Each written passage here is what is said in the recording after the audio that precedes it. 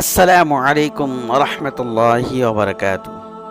সম্মানিত উপস্থিতি, আজকে আমরা আলোচনা করব কি করে আপনি ধনী হইতে পারেন, কি করে আপনি স্বাবলম্বী হইতে পারেন। আল্লাহ তাআলা আপনাকে দুনিয়ায় চলাফেরার জন্য সহজ করে দিবেন। টাকা পয়সা ধন দৌলত আপনার মাঝে চলে আসবে। এই আমলগুলো করার দ্বারা আপনি অবশ্যই ধনী হইতে পারবেন। এখানে বলা হচ্ছে ধনী হওয়ার বিশেষ আমল ও দোয়া। তাই অভাব মানুষকে কখনো কখনো কুফরের কাছাকাছি নিয়ে যায়। অনেক সময় এই অভাব মানুষের ঈমান আকীদাও দুর্বল করে দেয়। ইসলামে প্রাচুর্যতা ও ধনাঢ্যতা তাকে নিষেধ করা হয়নি। তাই প্রাচুর্যতা ও ধনাঢ্যতার সঙ্গে ইসলামের বেশ কিছু বিধান যুক্ত হয়, যা পালন করলে ধনাঢ্যতায় কোনো সমস্যা নেই। প্রিয় নবীজি সাল্লাল্লাহু আলাইহি সাল্লামের অনেক সাহাবী ধনী ছিলেন। সবাই চায় তার জীবনে কল্যাণময় হোক, রিজিক বেড়ে যাক, সহজে ধনী হয়ে যাক, জীবনে প্রাচুর্য আসুক। কিন্তু প্রকৃত কল্যাণময় ও প্রাচুর্যময় জীবন তারাই পায় মহান আল্লাহ যাদের দান করেন। নিম্নে এমন কিছু বিষয় তুলে ধরা হলো যেগুলো মানুষের জীবনকে কল্যাণময় ও প্রাচুর্যময় করে। এর মধ্যে প্রথম নাম্বার হচ্ছে বেশি বেশি ইস্তিগফার পাঠ করা। ইস্তিগফার পাঠে বান্দার অভাবমোচন হয়, পাপাচার ক্ষমা করা হয়।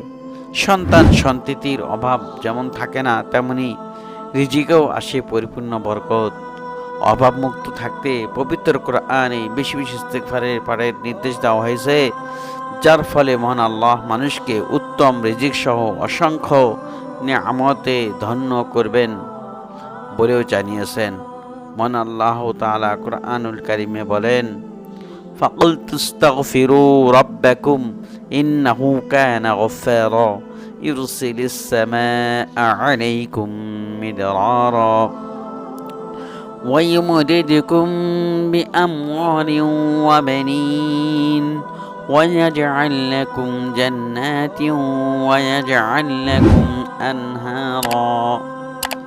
অতঃপর আমি বলছি, তোমরা তোমাদের পালনকর্তার কাছে ক্ষমা প্রার্থনা করো, তিনি অত্যন্ত ক্ষমাশীল। তিনি তোমাদের উপর অজস্র বৃষ্টিধারা ছেড়ে দিবেন, তোমাদের ধন সম্পদ ও সন্তান সন্ততি বাড়িয়ে দিবেন, তোমাদের জন্য উদ্যান স্থাপন করবেন এবং তোমাদের জন্য নদী নালা প্রবাহিত করবেন।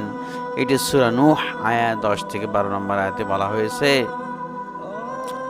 এখানে বলা হচ্ছে আস্তাগফিরুল্লাহ ওয়া আতুবু ইলাইহি, অর্থ আমি আল্লাহর ক্ষমা প্রার্থনা করছি এবং তার দিকেই ফিরে আসছি।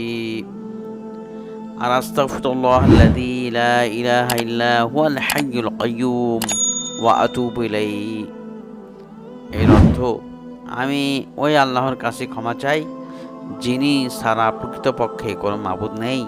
তিনি চিরঞ্জীব, চিরস্থায়ী এবং তার কাছেই তওবা করে ফিরে আসি।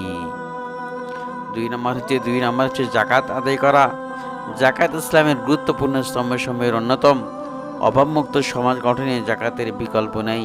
তাই অভাবমুক্ত সমাজ গঠনের উদ্দেশ্যে যথাসময়ে নিজ উদ্যোগে রাষ্ট্রীয় তথা নির্ভরযোগ্য যাকাত ফান্ডে যাকাতের টাকা জমা দেওয়া। যাকাত সম্পর্কে মহান আল্লাহ কুরআনে বলেন, ইন্নামাস সাদাকাতু লিল ফুকারা ওয়াল মাসাকিন ওয়াল আমিলিনা আলাইহা ওয়াল মুআল্লাফাতি কুলুবুহুম ওয়া ফির রিকাব ইলা আখিরিল আয়া। অর্থাৎ যাকাত হলো কেবল ফকির মিসকিন, যাকাত আদায়কারী ও যাদের চিত্র আকর্ষণ প্রয়োজন, নবমুসলিম তাদের হক এবং তা দাস মুক্তির জন্য, ঋণগ্রস্তদের জন্য, আল্লাহর পথে জিহাদকারীদের জন্য এবং মুসাফিরদের জন্য। এই হলো আল্লাহর নির্ধারিত বিধান। আল্লাহ সর্বজ্ঞ এই যে সূরা তাওবার 60 নম্বর আয়াতে এসেছে। 3. আত্মীয় স্বজনের সাথে সম্পর্ক বজায় রাখা। আত্মীয়তার সঙ্গে সম্পর্ক বজায় রাখার দ্বারা রিজিক বেড়ে যায়। হযরত আনাস বিন মালিক রাদিয়াল্লাহু তাআলা বর্ণনা করেন, আমি শুনেছি রাসূলুল্লাহ সাল্লাল্লাহু আলাইহি সাল্লাম বলেছেন, যে ব্যক্তি পছন্দ করে যে তার জীবিকা বৃদ্ধি হোক অথবা তার মৃত্যুর পরে সুনাম থাকুক, সে যেন আত্মীয়তার সঙ্গে সদাচরণ করে। সহিহ বুখারী। 4 নম্বর দোয়ার আমল, রিজিকের একচ্ছত্র মালিক মহান আল্লাহ, সুতরাং মহান আল্লাহর কাছে থেকেই রিজিকের প্রাচুর্যতা চেয়ে নিতে হবে। প্রিয় নবী সাল্লাল্লাহু আলাইহি সাল্লাম তার উম্মতকে অভাবমুক্ত থাকতে আল্লাহর কাছে দোয়া করার বিশেষ আবেদন শিখেছেন। হাদিসে এসেছে, আল্লাহুম্মা ইন্নী আউযু বিকা মিনাল কুফরি ওয়াল ফাকরি, আল্লাহুম্মা ইন্নী আউযু বিকা মিন আযাবিল কবরি, লা ইলাহা ইল্লা আনতা। এর অর্থ, হে আল্লাহ, আপনার নিকট কুফরি ও দারিদ্রতা হতে আশ্রয় চাইছি। হে আল্লাহ, আমি কবরের আযাব থেকে আপনার কাছে আশ্রয় চাইছি, আপনি ছাড়া অন্য কোনো ইলাহ নেই। 5 নম্বর হচ্ছে অল্পে তুষ্ট থাকা। প্রাচুর্যের নিকট নির্দিষ্ট সীমা নেই, তাই অল্পে তুষ্ট থাকা উচিত।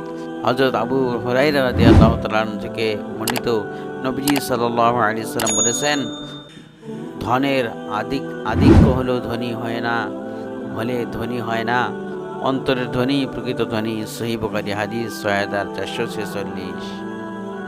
তো এ পর্যন্ত আমরা আলোচনা করলাম। ভিডিওটি যদি আপনার ভালো লাগে থাকে তাহলে অবশ্যই লাইক, কমেন্ট, শেয়ার করতে একদম ভুলবেন না এবং আমার চ্যানেলটি সাবস্ক্রাইব করবে, পাশে থাকবে।